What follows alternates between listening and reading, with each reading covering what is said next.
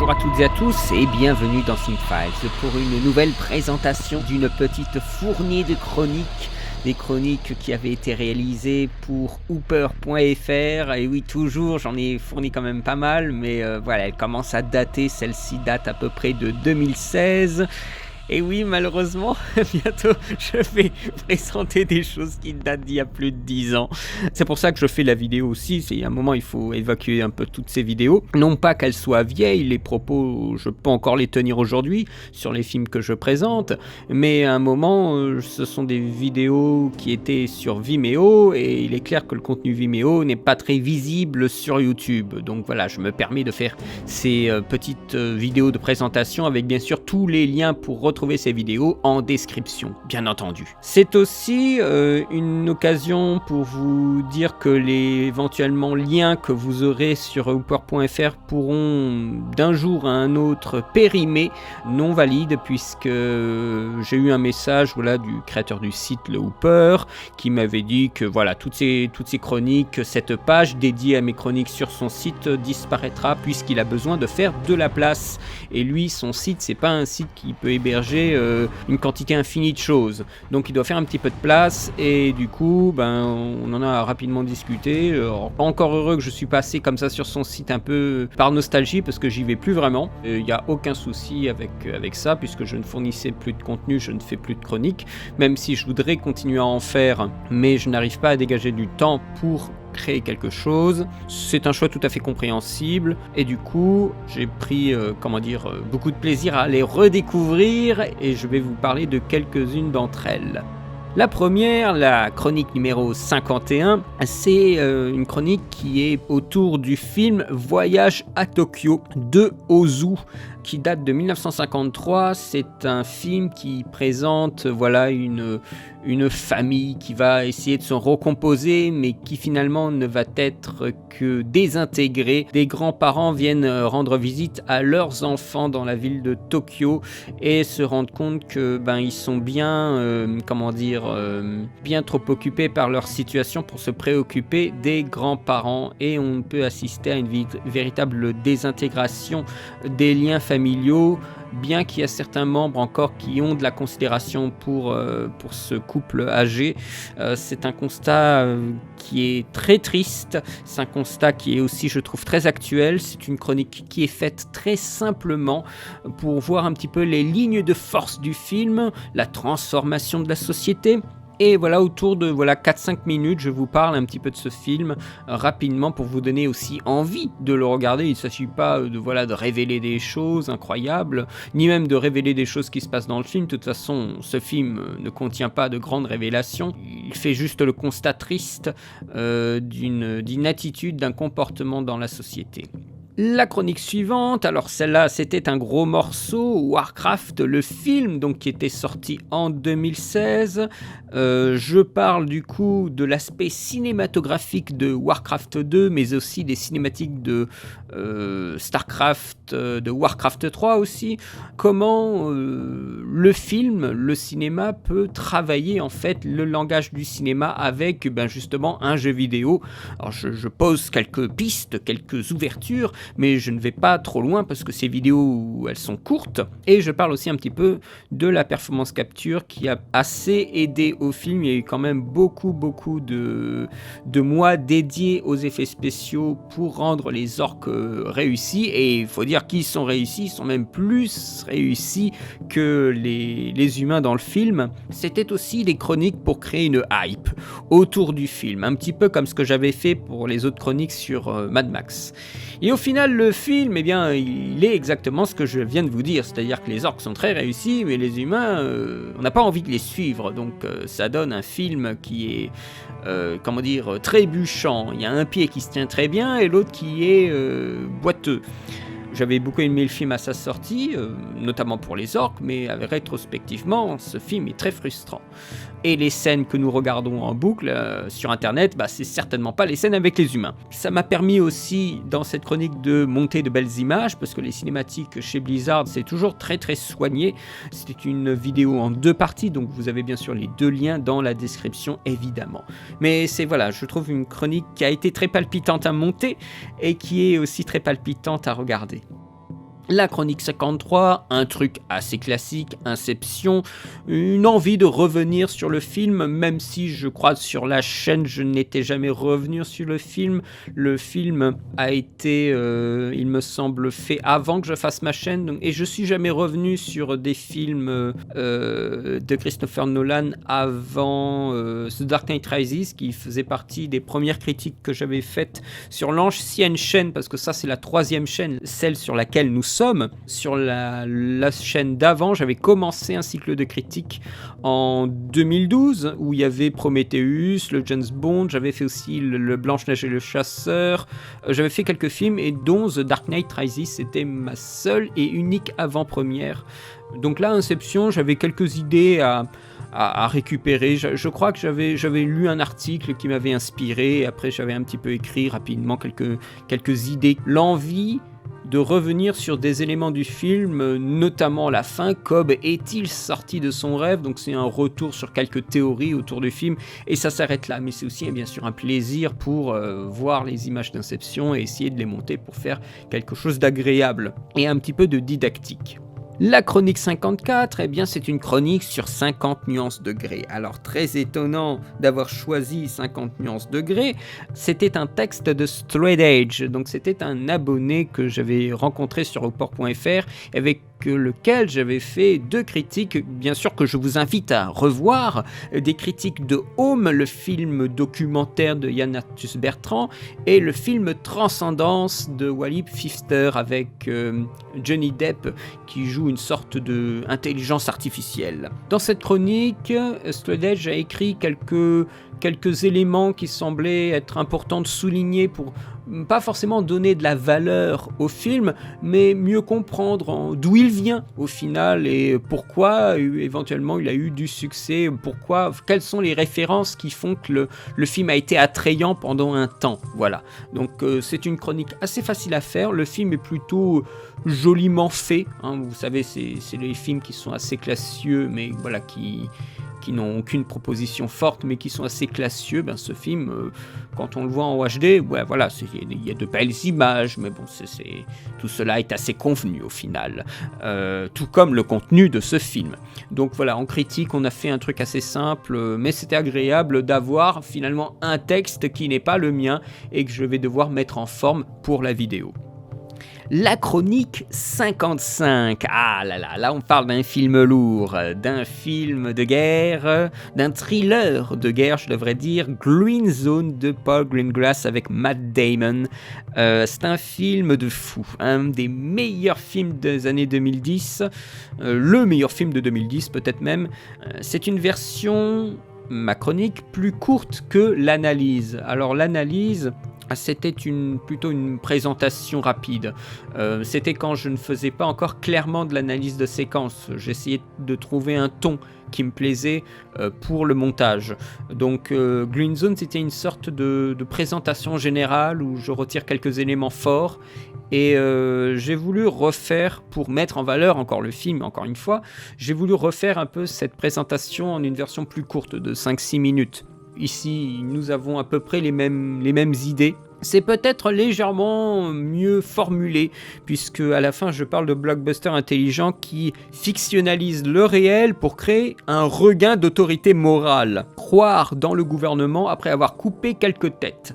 Et c'est un peu ce que nous présente le film, c'est-à-dire que le personnage ne part pas en croisade contre le gouvernement, il revient à sa place de militaire dans une hiérarchie, mais en ayant accompli son devoir de rendre les choses plus saines, en révélant les supercheries à la presse. C'est vraiment un film qui est très efficace dans son traitement de mise en scène, un traitement à la Jason Bourne, hein, faut pas se leurrer, et on a un film qui est assez mémorable. En tout cas pour moi, il est complètement mémorable et je vous invite bien sûr à le découvrir sans attendre. Chronique suivante, Redline, un film sorti en 2009 de Takeshi Koike.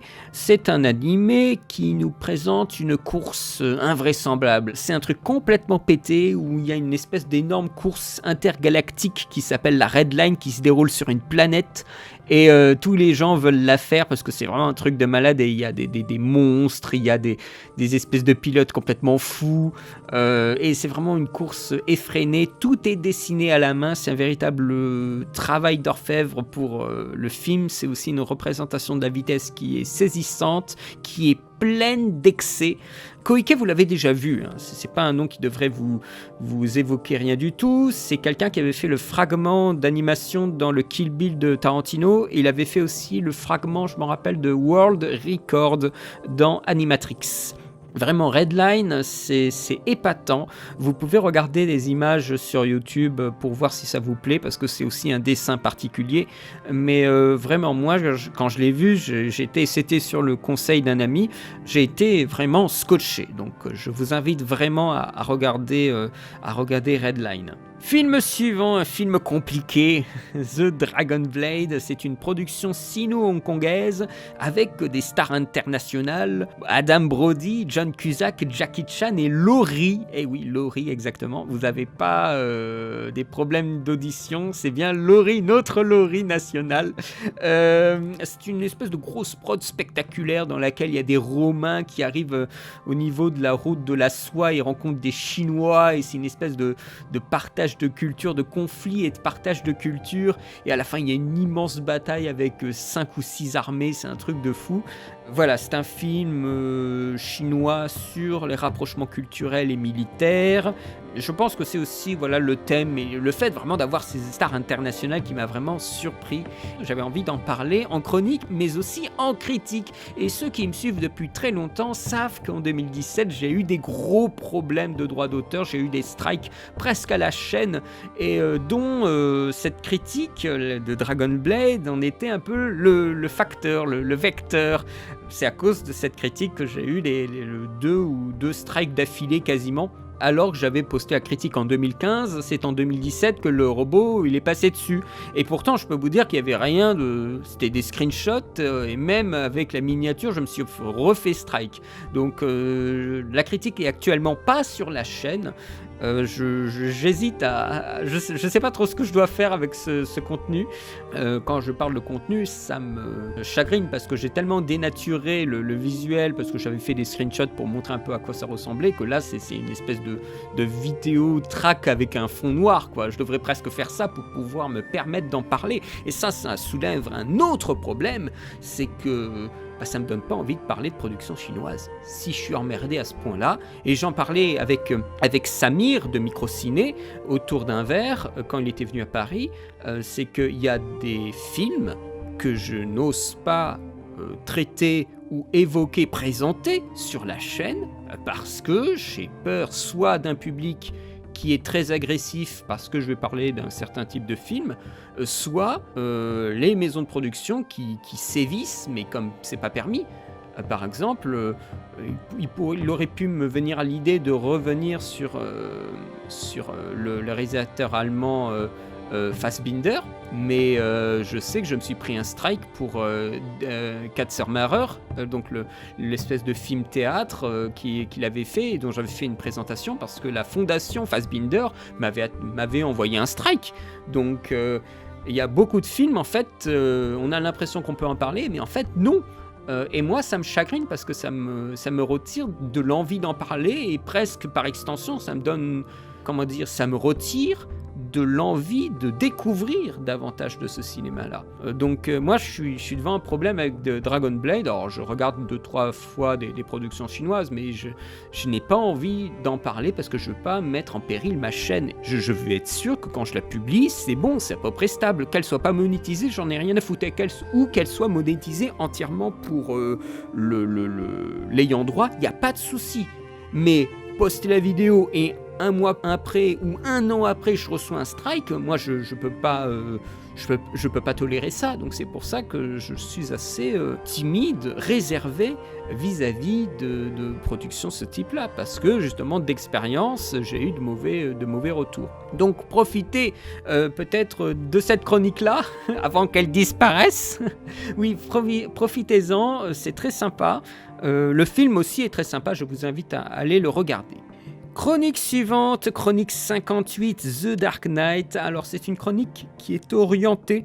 Je ne vais pas parler du film comme ça de façon générale. C'est une chronique, une vidéo qui est orientée sur le Joker. Et plus précisément sur qu'est-ce que nous savons de lui d'après le film. Et quelles sont éventuellement les théories qui expliqueraient une origine du Joker. D'où vient-il? Qui est-il? Il y a quelques idées dans cette chronique. J'avais lu un article et j'avais aussi regardé une vidéo. Je crois que c'était une vidéo de Michael J qui en parlait. Il me semble, je suis plus sûr. J'avais pris aussi un mème internet sur les méchants de films pour commencer la vidéo. Donc voilà, on revient sur les scènes où il apparaît et on essaye d'en retirer quelques éléments. Et bien sûr, c'est des vidéos courtes, donc ça va assez vite. Bien sûr, il y aurait moyen de creuser davantage, je pense. Mais voilà, le gros du propos est là. Chronique 59, un film étonnant puisqu'il est en avance sur son temps. Ennemi d'État. Ennemi d'État de Tony Scott. C'est un film sur la surveillance. Il y a un avocat qui se retrouve dans un quiproquo infernal et on a cette société de la tout-communication, de la surveillance intégrale avec des procédés pour retrouver un personnage qui est hallucinant. Ça fait référence bien sûr à un certain film sur les complots et la surveillance à outrance comme Conversation secrète de Coppola. Gene Hackman d'ailleurs joue dans Conversation secrète et dans Ennemi d'État. C'est un film sur le flux d'images de cinéma et le flux d'informations. C'est un film influent et influencé, comme je le dis dans la chronique, puisqu'il est clair que Ennemi d'État a pu influencer Jason Bourne à ce niveau-là. Le traitement, les livres datent d'avant Ennemi d'État, mais la façon dont on a traité Jason Bourne au cinéma, on est clairement dans une filiation d'Ennemi d'État. C'est un très bon film que je vous invite à voir, et la chronique, si vous voulez en savoir plus, bien sûr, est là pour vous. Dernière chronique représentée pour cette petite vidéo, la chronique numéro 60, qui n'est pas sur un film, mais sur un ensemble de films, un corpus qui est le corpus des films catastrophes. Une grosse mise en scène des images, alors là on a de belles images avec des explosions, des tornades et des tsunamis, donc là on peut se faire plaisir au son, on peut se faire plaisir à l'image aussi, des images très spectaculaires, quelques idées, des pistes de réflexion qui vont avec. Je vais récupérer des articles et je crois aussi des podcasts sur France Culture qui en parlaient des films catastrophes et se faire bien sûr plaisir un petit peu au montage. Mais je ne m'arrête pas qu'aux films de catastrophe. Je fais aussi une petite ouverture sur le film apocalyptique, post-apocalyptique. Vous savez, des films comme Waterworld, The Road, Postman... qu'est-ce qu'il y avait encore, le film de Jans là, je sais plus comment il s'appelle, où ils sont dans un bunker, The Divide, voilà c'est ça. Et à cela, je vous rajouterai un petit film que j'ai découvert récemment qui est vraiment très bien, qui s'appelle The Day After. C'est un film de Nicolas Meyer qui date de 1983, un film télé qui était vraiment super bien. Peut-être que j'en parlerai en vidéo. Je vous évoquerai d'ailleurs l'avenir des vidéos dans des FAQ qui vont arriver en fin décembre. Donc si vous avez des questions, n'hésitez pas à les poster, à m'en faire part ou participer au live où je pourrai répondre aux questions. Ce sera généralement en fin de semaine, à partir de la première semaine de décembre, si je ne suis pas trop fatigué. C'est une chronique assez lourde, il y a beaucoup d'effets. Assez lourde, je suis tout à fait raisonnable, hein. Je ne sature pas comme un malade, comme ce que j'ai vu sur certaines chaînes, je ne sature pas d'effets mes vidéos, mais il y en a beaucoup plus que dans les autres qui l'ont précédé. Voilà pour cette présentation rapide de ces petites chroniques. J'espère que vous en regarderez la majorité et je vous invite bien sûr à regarder les précédentes on est de la 51e à la 60e, il y en a eu beaucoup avant. Je vous invite à aussi les découvrir, à me faire part aussi en commentaire de vos avis sur ce que je dis. S'il y en a que vous avez vraiment beaucoup aimé, n'hésitez pas à vous manifester. Quant à moi, eh bien j'ai un texte qui a du mal à s'écrire, figurez-vous, hein. Vraiment, j'ai une analyse que je voudrais faire et je voudrais pas faire autre chose avant de l'avoir terminée, mais j'ai un mal de dingue à l'écrire. Je repousse en fait, c'est assez terrible en ce moment. Je suis dans un néant d'écriture qui est terrifiant. C'est pour ça que vous n'avez pas beaucoup de choses sur la chaîne, malheureusement, et j'en suis désolé, mais j'ai un mal de dingue à écrire cette vidéo. Peut-être qu'elle sera même pas en fait avant la fin de l'année, je ne sais pas. Je n'arrive pas à me générer du temps pour bien me poser devant, mais peut-être que ça se débloquera à un moment. De toute façon, les FAQ seront là quoi qu'il arrive, donc d'ici là, peut-être que je sortirai quelque chose, je ne sais pas. Je vous souhaite, dans tous les cas, de passer une très bonne journée, une très bonne semaine, et je vous dis à très bientôt pour de nouvelles vidéos. Allez, salut!